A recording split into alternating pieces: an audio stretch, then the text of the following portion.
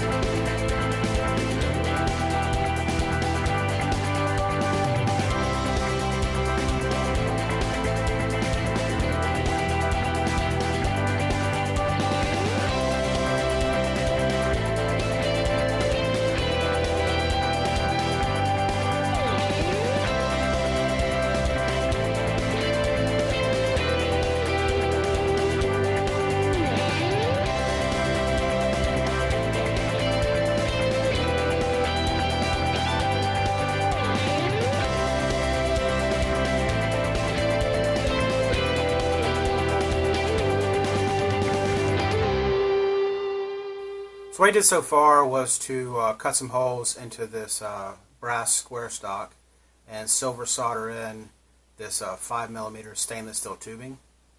And what I ended up doing is dremeling the holes in. What I found is that just to get a drill bit through here, this stuff is fairly soft. As soon as you go through, you're going to get a little dimple right there. So the best bet is to take a Dremel the hole out close, and then you can insert your stainless steel rod. Now, I've also cut notches into the body where those little rods or tubing can slip through. And I have this base plate which mounts onto the body. I've marked corresponding holes where these will actually go through and be sitting flush. I'll silver solder this to the base plate, and then what I'll be able to do is bolt this on and it'll be attached, and that'll be my one side for the sliders.